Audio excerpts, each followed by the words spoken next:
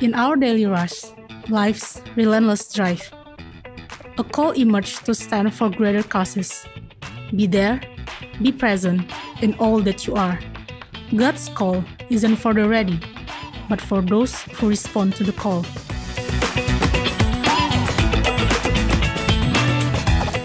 Take a stand now, make your choice, and let your journey start. Decide this moment, embrace it with heart. In answering the call, your path begins to be revealed. In God, there's a future, a purpose, a new beginning. But grace was given to each one of us according to the measure of Christ's gift. Ephesians 4, verse 7. He doesn't seek the equipped, but equips whom He calls. In His plan, each one fits, no matter how small.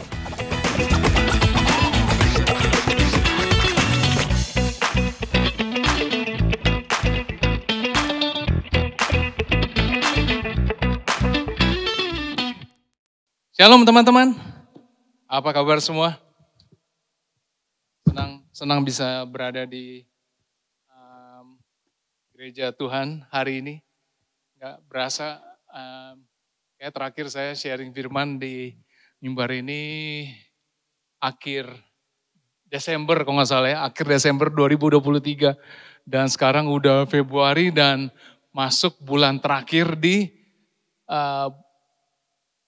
minggu terakhir di bulan Februari yang punya series yang bernama apa teman-teman? Take a Stand, baca sama-sama ya, Take a Stand.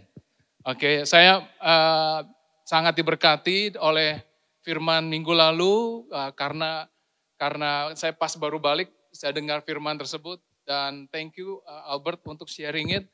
Juga saya yakin juga awal bulan Pastor Tulus dan Roko juga nggak kalah dahsyatnya.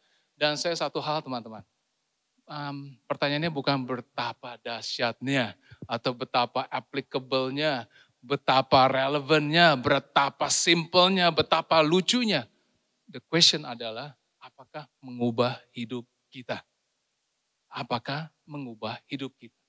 Oke. Nah, hari ini sebetulnya ada kelanjutan, ada sedikit poin yang saya dapat minggu lalu yang mungkin saya sangat terinspired gitu ya. Lalu saya mau mungkin dig a bit deeper. Oke. Kenapa saya mau dig a bit deeper? Karena kejadian ini belum lama terjadi pada saat kejadian ini saya lihat pada saat saya di Indonesia awal bulan Januari, akhir Januari lalu. Oke. Pendek cerita adalah ada beberapa sepupu saya yang used to be a believer dan akhirnya karena satu hal yaitu pernikahan, mereka mengalihkan dia punya faith, dia give up dia punya faith dan sekarang lost faith dalam kekristenan. Oke. Dan menurut Anda itu serius apa enggak teman-teman? Serius sekali, katakan kanan kiri, serius banget. Mulanya simple, yaitu kata-kata. Apa? Kompromi. Nah, ini dia ya, satu hal, kompromi. Makanya hari ini saya minggu lalu bukan cuma dari Pastor Albert sharing juga, ada Roh Kudus ingatkan apa yang terjadi di Indonesia. Juga ada segala hal kayak bintang all align. I think I have to talk about kompromi. Betul? Semua setuju ya? Kalau kita mau buka kuping kita dan paling terutama kita mau firman Tuhan ini seperti pedang tajam bermata dua. Oke, amin. Mari kita buka sama-sama ayatnya. Sebelum itu saya mau kasih timer dulu ya biar enggak kelamaan nih. Oke, yang pertama ayat utama hari ini. Kita buka aja Wahyu. Nah ini menarik. Akhir November, saya sharing tentang salah satu gereja Tuhan yang Tuhan beri peringatan. Oke, reminder yaitu gereja apa teman-teman? Waktu November? Masih ingat? Apa? Gereja Tiatira kalau nggak salah. Ya kan ya? Sorry, Efesus. Gereja Efesus. Nah, hari ini saya mau share tentang salah satu gereja yang kalau kita konteksnya kita baca di bahasa Inggrisnya berjudul mirip seperti sharing firman saya hari ini. Gereja apa teman-teman? Tentang kompromi. Pergamus. Oke. Nah, yang punya bahasa Inggris Alkitabnya coba lihat. Kalau Anda kepada jemaat di Pergamus, konteks bahasa Indonesianya, bahasa Inggrisnya apa dibilang? The Compromising Church. Betul? Betul ya? Berarti bukan cuma Alkitab doang yang berbeda ya. Oke, mari kita baca Wahyu 2 ayat 12 sampai 17. Dan tuliskanlah kepada jemaat, saya lihat di depan ya. Dan tuliskanlah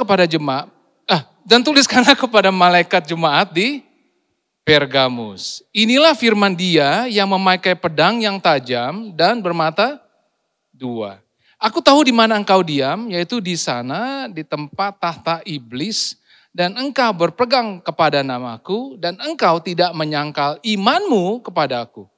Juga tidak pada zaman Antipas, saksiku yang setia kepadaku, yang dibunuh di hadapan kamu, di mana iblis diam.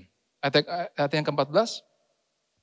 Tetapi aku mempunyai beberapa keberatan terhadap kamu. Di antara kamu ada beberapa orang yang menganut ajaran Bileam. Yang memberi nasihat kepada Balak untuk menyesatkan orang Israel supaya mereka makan persembahan berhala dan berbuat zina. Demikian juga ada padamu orang-orang yang berpegang kepada ajaran pengikut Nikolaus. Sebab itu bertobatlah. Jika tidak demikian, aku akan segera datang kepadamu dan aku akan memerangi mereka dengan pedang yang di mulutku ini. Yang terakhir, siapa bertelinga, hendaklah ia mendengarkan apa yang dikatakan Roh kepada jemaat-jemaat.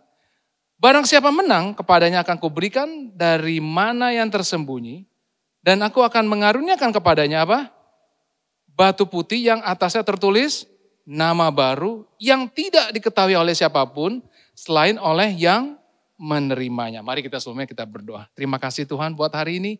Aku percaya Bapa firman ini akan Engkau yang katakan akan seperti pedang tajam bermata dua.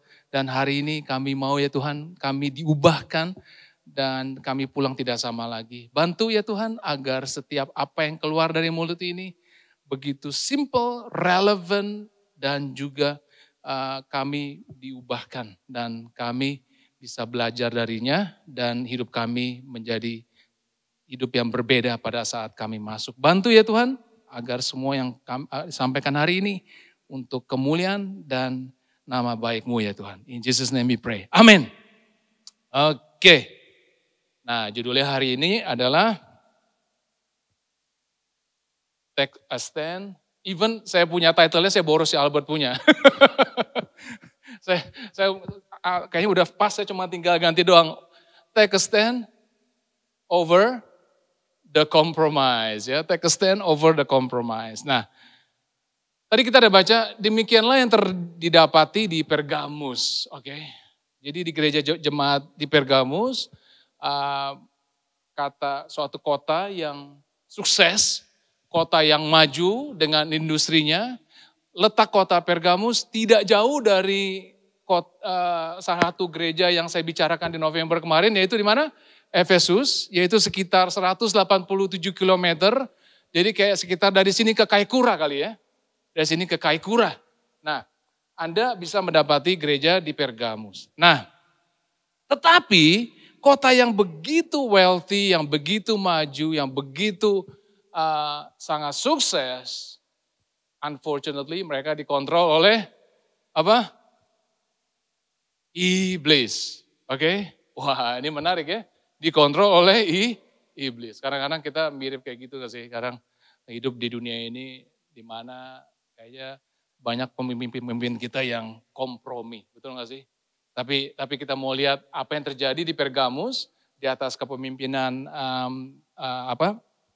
raja di sana dan apa yang kita bisa petik darinya. Nah, hari ini ceritanya kita bakal bahas satu persatu dan setiap bahasan satu persatu ini akan lead ke conclusion di mana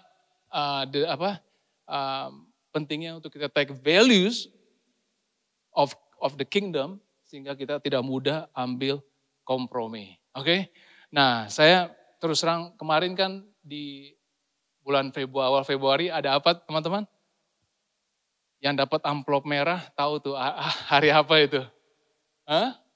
Hari Imlek. Nah, saya kebetulan di kota, di negara di mana Imlek sangat besar gitu ya. Kalau di New Zealand nggak begitu berasa kali ya. Ada bagi-bagi angpau nggak di sini? Nggak ada ya. Wow, saya di sana banyak belajar sesuatu yang baru gitu ya.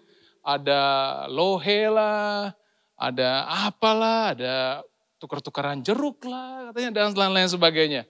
Dan sehingga it's easy for the Christian, for the believer untuk take compromise. Saya terus terang feel guilty for it.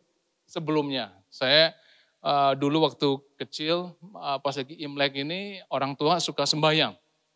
Nah sembahyang ujung-ujungnya didoakan gitu ya, nggak tahu siapa yang makan. Even sampai mau makan aja harus lempar apa dulu gitu ya. Dan akhirnya pendek cerita berhala ya, berhala. Tapi setelah baca ayat ini kita diyakinkan ya teman-teman, jangan sampai kita makan berhala. Dan puji Tuhan ada yang kejadian mama saya yang dulunya biasanya bikin sembahyang di rumah, kemarin ada kata-kata yang spesial gitu ya. Dia bilang saya nggak bikin sembahyang lagi dan udah nggak ada lagi sembahyang-sembayangan di rumah dan even udah dipindahin ke tadinya dipindahin ke rumah om saya juga udah nggak bikin sembahyang lagi. Wah, saya bilang haleluya. Satu, saya nggak usah makan makanan sembahyang. Dua, saya juga berharap mama saya juga nggak hidup dalam hidup yang kompromi. Oke, menyembah Allah lain. Oke, nah, sampai di mana tadi ya? Oh iya, sampai di Pergamus. Oke, Pergamus. Yohanes menulis kepada jemaat-jemaat gereja Tuhan, cabang Pergamus, dan tuliskan kepada malaikat jemaat di Pergamus, inilah firman dia yang memakai pedang yang tajam dan bermata dua. Pedang yang tajam dan mata dua. Bukan sekali ini loh Yesus tulis tentang firman yang keluar dari mulut dia adalah pedang yang tajam, seperti pedang yang tajam dan bermata dua. Ada lagi, kalau di Wahyu kita bisa ketemu beberapa ayat. Mungkin kalau kita flip the page, di ayat 1 pun juga ada, pasal 1 juga ada. Nah, ini perkataan Yesus bukan saat dia, ini semua tahu ya, ini yang ngomong siapa? Yang ngomong siapa ini? Kalau di Alkitab Anda bahasa merah gak sih? Kalau saya tulisannya merah nih. Merah karena yang ngomong siapa? Yesus, betul ya. Ini Yesus yang bicara loh teman-teman. Ini Yesus yang bicara. Dia mengatakan sebagai yang pemilik pedang yang tajam dan bermata dua. Oke. Ini bukan Yesus yang kita kenal sebagai bayi yang cute di palungan. Atau sebagai toddler yang begitu aktif pada saat setiap hari-hari dia berada di rumah Tuhan. Atau bukan sebagai seorang pria dewasa yang berjalan di Street of Galilea. Tapi pada saat dia berbicara ini, dia sudah naik ke atas surga dan dia memberi nubuat kepada siapa? Nabi siapa? Yohanes untuk menulis buku ini. Menulis surat ini. Jadi kita nangkap ya teman-teman ya. Ini bukan salah tafsir atau apa, tapi ini persis apa yang dikatakan oleh Yesus. Nah, mari kita memberi perhatian kepada ini ya. Nah, tapi sebagai Allah Tuhan telah naik ke surga yang punya perkataan yang tajam dan bermata dua keluar dari mulutnya. Dua sisinya adalah tajam. Oke? Ada fotonya ya. Tajam untuk memberkati dan pada saat yang sama juga tajam untuk menghakimi. Firman Tuhan bisa tajam untuk menolong, dan pada yang sama juga dia bisa tajam untuk menolong kita membereskan apa yang salah dari dalam hidup kita. Jadi firman Tuhan adalah sesuatu yang bisa menguntungkan kita dan pada saat sama juga bisa mengubah apa yang harus diubah dalam hidup kita. Amin. Halo? Nah, pertanyaannya adalah, kalau Anda diubahkan, tersayat oleh satu pedang gitu ya, satu sisi yang firman Tuhan tersebut. Apa yang terjadi teman-teman? Sakit, apalagi? Luka atau marah. Iya marah lah ya. Kalau teman nyilet masih oke gitu ya. Oh enggak juga bisa marah. Oke? Enggak bisa toh. Pasti ada yang berubah, betul? Saya luka-luka saya, mungkin dulu saya pernah jadi Rambo kali ya, luka dijahit segala macam, masih meninggalkan bekas, masih membuat perubahan dalam tubuh saya yang cute ini gitu ya. Oke. Nah, lalu saya mau bertanya sama teman-teman. Apakah hidup kita masih sama aja? Kelakuan kita masih sama aja? Kita punya cara berpikir masih sama aja.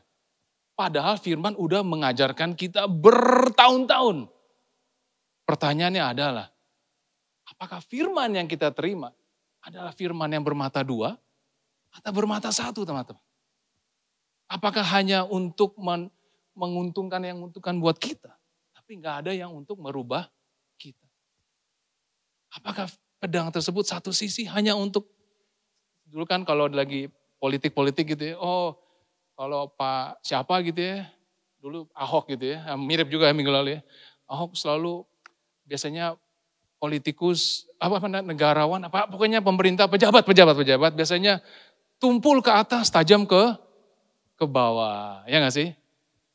Easy ke orang atas tapi ke bawah. Nah, pertanyaan adalah apakah yang kita hadapi adalah pedang yang tumpul?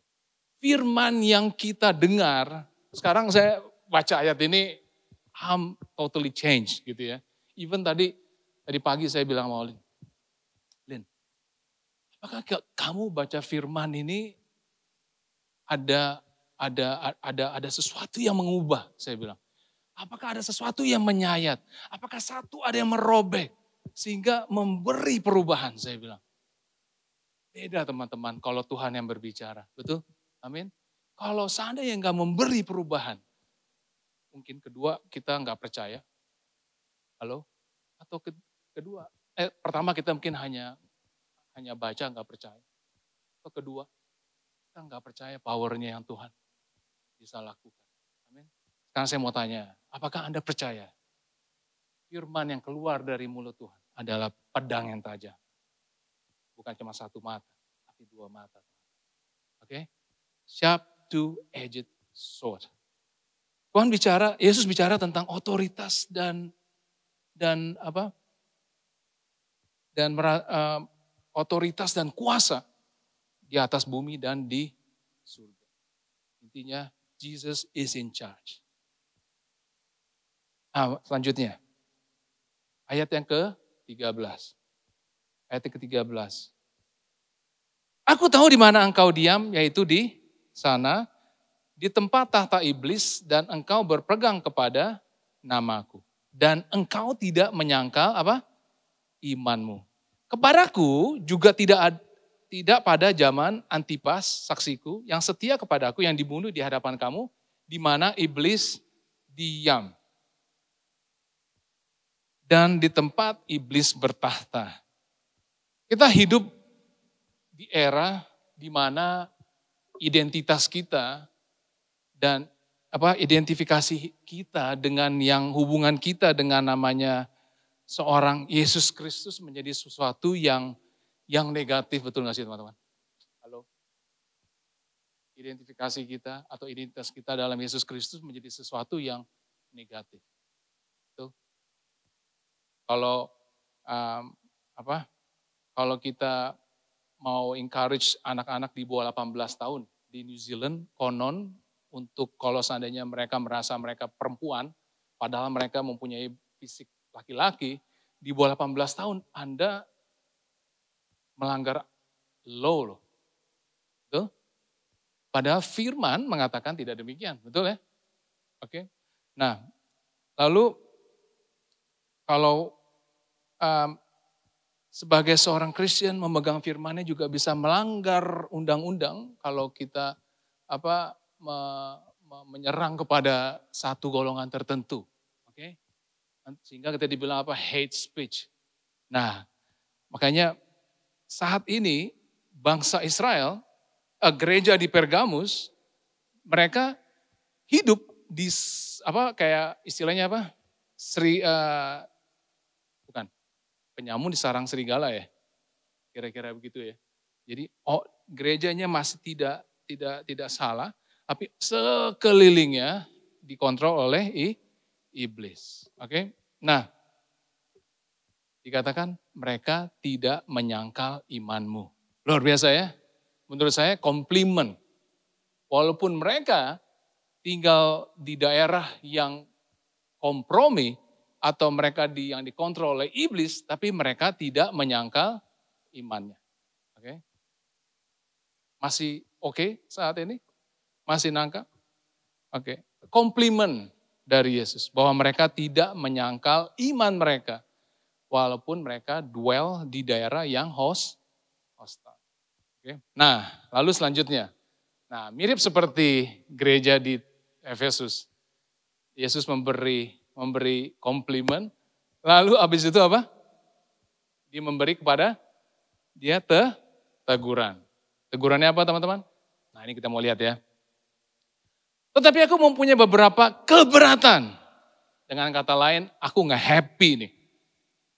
Yesus bilang, aku gak happy sama gereja Pergamus.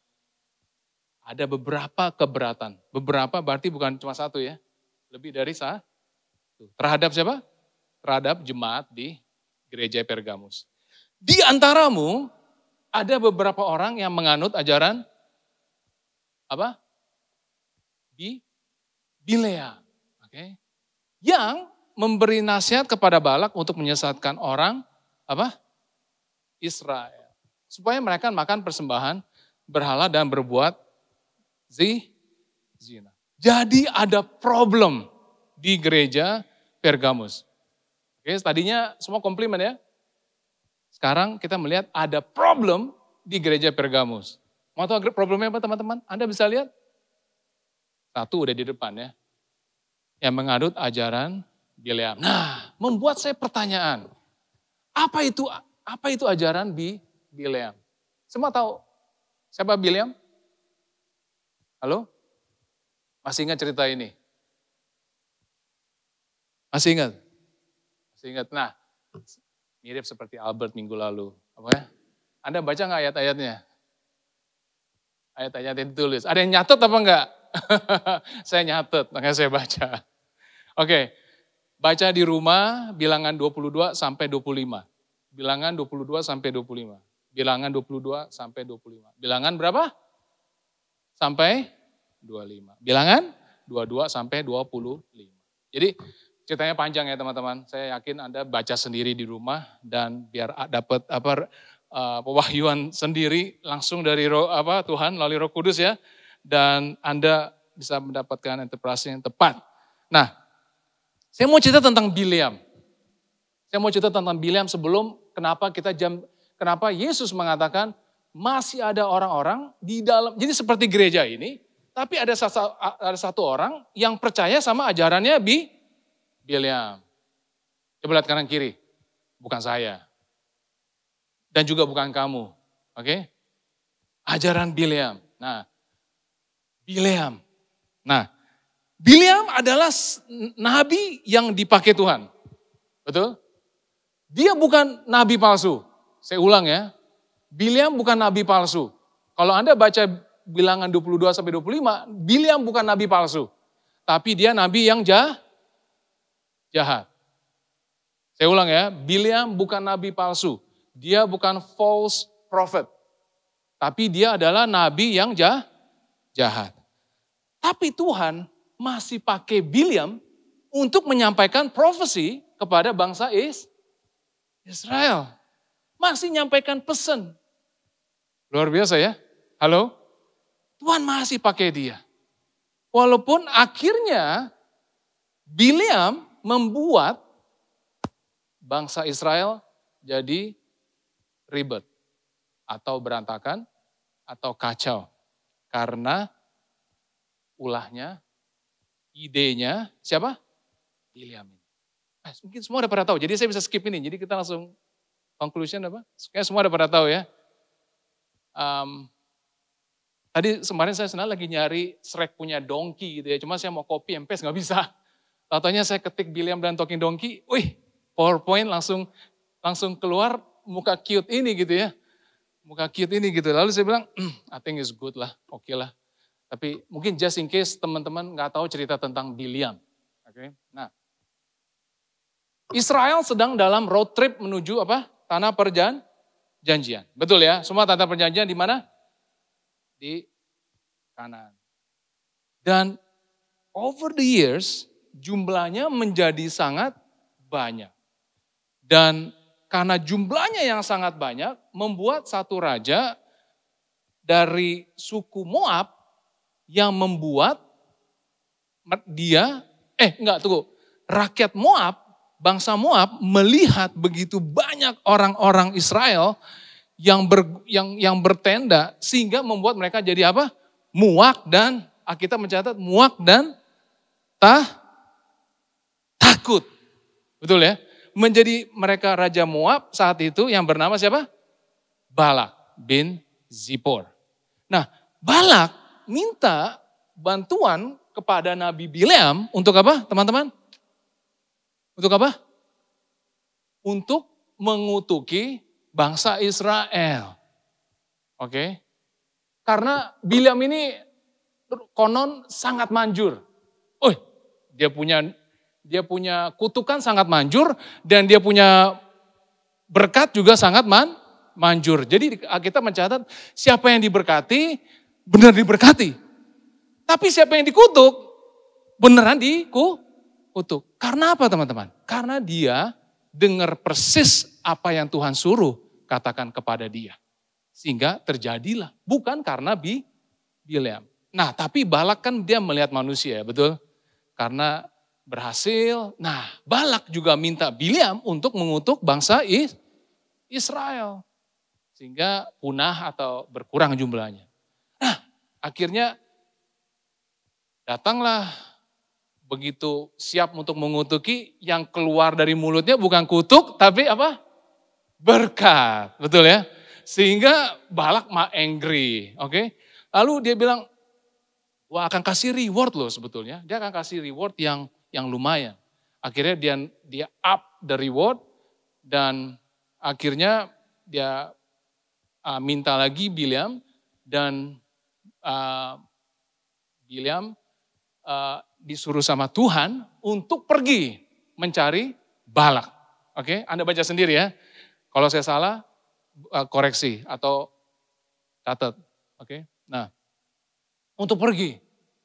Nah, akhirnya Bileam mengikuti pesannya Tuhan, betul? Untuk besokan harinya dia pasang keledainya, dongkinya, dan ini yang menarik nih saya bilang ya, menarik sekali saya bilang. Dia jalan menuju mencari Balak, lalu di depan ada malaikat Tuhan, Alkitab mencatat, dan dengan pedang yang terhunus, tapi yang bisa lihat siapa? Dongki yang bisa lihat, keledai yang bisa lihat. Bileam tidak bisa melihat. Akhirnya dongkinya stop.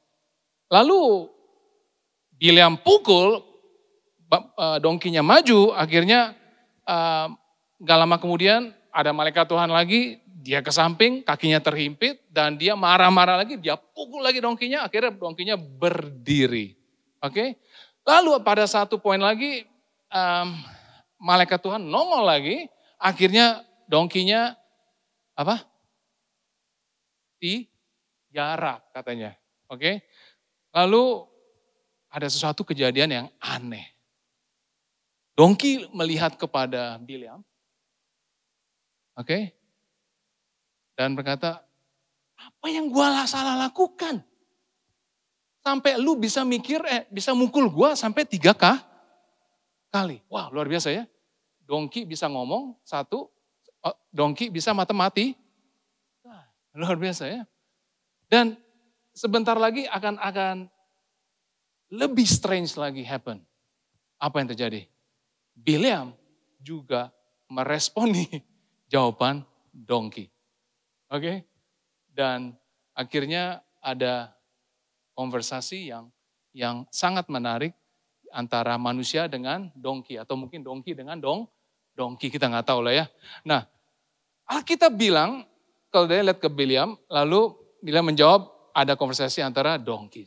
Nah, yang akhirnya tetap Bileam tidak bisa mengutuki bangsa Israel. Akhirnya sampai 3 kali tidak terjadi. Dan cerita stop di Bilangan 24.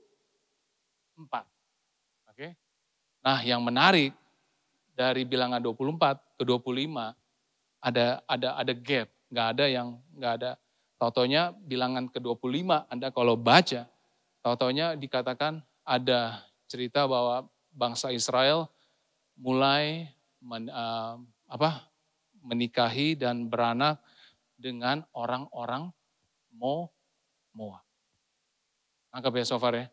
Nah, saya tidak tahu ada ceritanya bagaimana, tapi begitu saya buka Wahyu 2, baru dikatakan bahwa ajaran Bileam yang memberi usul kepada Balak untuk cari jalan untuk bangsa Israel dikutuki. Anggap nggak so far teman-teman? Jadi antara Bilangan 24 ke 25 tidak dikatakan bahwa Bileam memberi ide. Tapi di Wahyu 2 dikatakan bahwa Bileam memberi ide yang jahat kepada Balak, yaitu apa? Kalian coba penetrate bangsa Israel dengan menikahi, beranak, akhirnya makan yang berhala, berzina, akhirnya keluar keturunan campuran, oke? Sehingga apa? Apa yang terjadi teman-teman? Bangsa Israel akhirnya kompromi. Kok kayaknya mukanya ada puzzle nih. Atau terlalu easy ya, terlalu easy. Orang-orang sini pinter-pinter. Oke? Karena pada saat bangsa Israel harus kompromi, apa yang terjadi? Mereka akan kompromi dalam hal value faith juga. Yaitu apa? Dengan adanya orang-orang Moab di dalam keluarga mereka, sebagian dari mereka akan worshiping Allahnya Moab. Allah bangsa Moab. Yaitu ya tentunya berhala-berhala. Dan at the same time mereka datang ke gereja hari Minggu worshiping God, Jesus Christ. Are you with me so far?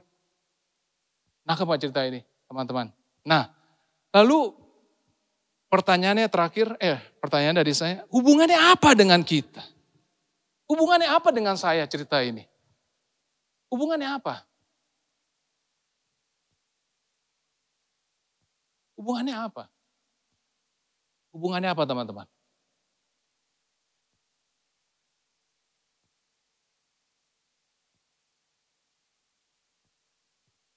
Kompromi akan membuat firman tidak bisa potong apapun dalam hidup kita. Kompromi kalau saat kita kompromi dengan value rohani. Firman tidak bisa potong apapun dalam hidup kita pada saat kita kompromi worshiping other God. Kompromi akan membuat firman tidak bisa potong apapun pada saat kita worshiping wrong lifestyle. Nangkep teman-teman? Nah, kita lanjut ya. Udah ngerti ya. Nah, lalu itu problem pertama. Problem pertama yaitu ajaran Bileam masuk di dalam beberapa anggota jemaat. Sebenarnya menarik ya. Sebagian besar jemaat Pergamus melakukan nggak sih teman-teman? Halo? Enggak kan? Cuman ada beberapa toh. Tapi Alkitab mengatakan Yesus keberatan. Dan karena mereka tolerate pada orang-orang yang kompromi dengan ajaran Bileam. Oke? Nangkep? Dan saya yakin bahwa di gereja ini dari ibadah di depan sampai Sunday School, sampai care, sampai semua gak ada ajaran-ajaran yang ngaco. Betul ya? Gak ada pengajaran-pengajaran yang berbahaya, yang doktrin yang ngaco gitu ya. Nah, lalu selanjutnya apa? Demikian juga ada padamu orang-orang yang berpegang pada ajaran pengikut Nikolaus. Oke, saya dulu pernah cerita ini ya. Mungkin saya nggak terlalu banyak Nicolaitans. Tahu kan siapa teman-teman? Saya pernah bilang berkali-kali, yaitu group of people yang menyalahgunakan apa? Kasih karunia. Alkitab, kata kasih karunia mungkin the best dan the biggest Christian word yang kita pernah dengar. Terutama yang pasti saya. Karena apa artinya grace teman-teman? Kasih karunia. Undeserved favor, betul? Unmerited favor. Favor yang seharusnya kita nggak dapat, tapi karena kasih karunia Allah, kita bisa mendapatinya. Betul? Dan secara apa? Gratis. Tuhan akan ampuniku, tapi Nicolaitans tetap sinning, tetap berbuat dosa. Jadi grace bukan adalah suatu statement atau satu konsep di mana kita bisa free to sin. Saya ulang ya, karena Nikolaus mempunyai prinsip bahwa kalau kita sudah dapat grace, it's okay buat kita berbuat dosa lagi secara sengaja. Oke? Grace adalah bukan membuat kita free to sin, tapi grace adalah jalan yang membuat kita free from sin.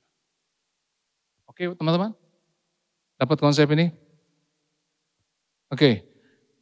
Demikianlah apa yang Balak lakukan. Oke. Karakter Tuhan dibuat kompromi. Titus mengatakan bahwa apa? Kasih karunia Allah yaitu grace yang menyelamatkan semua manusia sudah nyata. Ia mendidik kita supaya kita meninggalkan kefasikan dan keinginan dunia Yahweh. Oke. Nah, bagian yang terakhir kita baca di semua nangkep so far? Ada komplimen, lalu ada keberatannya Tuhan. Nah, akan tetapi dia menjanjikan satu hal. Ada reward kalau kita stay out of hal-hal yang tadi menjadi keberatannya Yesus. Semua mau tahu teman-teman? Halo? Ayat ini komplit ya teman-teman ya. Konteks ini sangat komplit. Di mana dia memberikan introduction bahwa firman-Nya tajam. Lalu dia memberi keberatannya, memberi komplimen. Lalu dia memberi komplain. Tapi kalau kita tidak sampai masuk ke dalam komplain atau masalah tersebut, Tuhan memberikan kita reward. Semua mau dengar rewardnya? Oke, nah ini ya kita baca ya. Ini mungkin yang the best part kali ya. Reward. Siapa yang bertelinga? Siapa yang bertelinga, hendaklah ia mendengarkan. Oke, karena enggak semua orang yang punya telinga mendengar. Betul? Apa yang dikatakan Roh kepada jemaat-jemaat? Barang siapa menang, kepadanya akan kuberikan apa? Dari mana yang tersembunyi. Dan aku akan mengaruniakan kepadanya batu putih yang atasnya tertulis nama baru yang tidak diketahui oleh siapapun selain oleh yang menerimanya. Oke, teman-teman, kalau kita menang dari yang namanya kompromi, ini janjinya Tuhan. Anda tahu arti mana apa? Mana artinya apa teman-teman? Sebenarnya pertanyaan sebetulnya. What is it? Kalau dari terjemahan Hebrew. Mana artinya apakah itu? Oke. Dan kita tahu provisionnya Tuhan ada yang saat ini dan ada yang akan disisakan untuk masa yang akan datang atau in the future. Nah, pada saat bangsa Israel yang kita tahu pada saat mereka kekurangan kehabisan makanan, Tuhan memberikan mana. Sebelum mana turun, it stay hidden, betul? Betul teman-teman? Sampai pada saat yang paling tepat. Hidden, mana ada supernatural provision yang dari Tuhan, yang stay hidden. Dia siap untuk rilis dari atas, tapi untuk pada orang yang overcome. Orang-orang, kita mencatat apa? Orang-orang yang menang. Oke?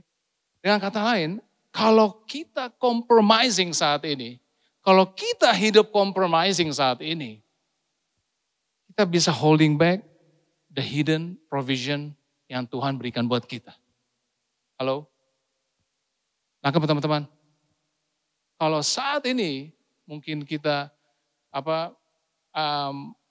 datang ke ibadah, praise the Lord hari Minggu, tapi kita kembali ke hidup kita yang biasa sama lagi hari Senin, Selasa, Rabu, Kamis, Jumat. Oke, tidak ada perubahan. Tuhan bisa holding back the manna for us, the hidden manna, teman-teman. Nah, bukan hanya kita mengasihi Tuhan di Sunday, tapi kita compromising, kita punya hidup di hari Senin. Oke. Nah, terakhir, dia berikan batu putih. Okay.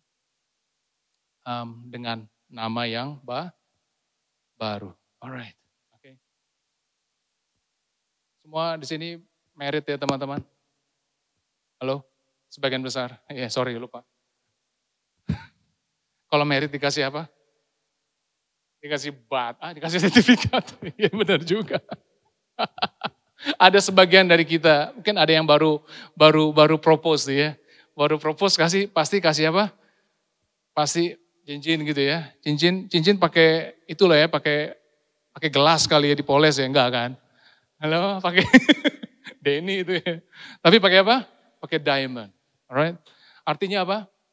His special. Betul ya tadi? Someone that you give is special, betul? Enggak, bukan ya? Iyalah ya, nggak mungkin ya. Nggak mungkin Teddy kasih saya cincin berlian sih. Saya juga takut habis itu. Saya jual Teddy, saya guarantee. Siapa yang mau kasih gitu ya. Dia memberikan batu putih dengan nama yang baru. Oke? Means you are special. You are special. I am special. Pada saat kita nggak compromise, pada saat kita nggak tolerate compromise, dia akan memberikan kita pada special provision. Dia akan menganggap kita special, teman-teman. Tuhan akan bekerja luar biasa. Amin. Demikian. Mari kita tunduk dalam doa.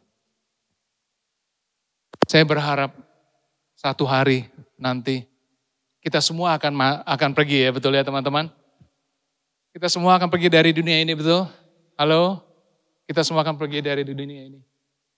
Dan satu hari kita akan berjumpa dengan Dia. Oke? Satu hari kita semua akan berjumpa dengan Dia. Semua yakin ya? Kita semua akan berjumpa dengan Dia. Saya mau katakan, hang in there teman-teman. Tetap hang in there. Tolak untuk hidup dalam kompromi. Tolak hidup untuk accepting lifestyle yang tidak tepat. Refusing untuk menyembah Allah lain. Refusing untuk hidup dengan percaya hal-hal yang ngaco. Oke? Dan finally, at the end of February ini, saya mau katakan, mari kita take a stand over the values of the kingdom of God. Mari kita tutup dengan doa. Terima kasih Bapak. Kami bersyukur buat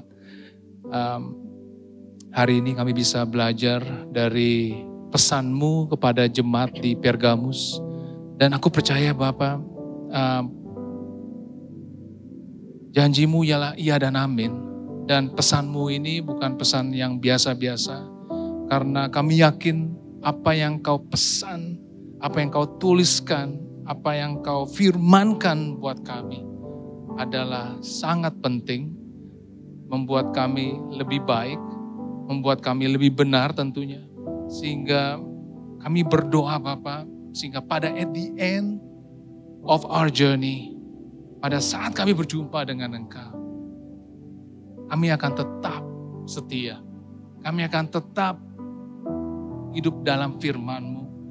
Refuse untuk kompromi. Mungkin saat ini Bapak, setelah kami baca tentang Wahyu 2 ini, mungkin ada hal-hal yang kami mau ubahkan. Roh Kudus, pimpin kami ya Tuhan. Kami tahu Bapak, untuk kita refuse untuk kompromi akan berakibatkan sesuatu yang fatal mungkin dengan hubungan kami, dengan karir kami, dengan posisi kami, dengan value-value yang pernah kami selalu tanam dan jadi tradisi dalam keluarga kami. Mungkin kami akan hilang relationship, tapi kami percaya Bapak, whoever overcome, Kau berikan the hidden manna dan batu putih dengan nama yang baru. Terima kasih ya Bapak, biarlah Bapak firman ini jadi rema dalam hidup kami, sehingga pulang saat ini kami mau Bapak semakin lebih percaya dengan sepenuh hati kami. Dan biarlah hidup kami bukan hidup yang sama dan diubahkan mulai saat ini. In Jesus name we pray. Hallelujah.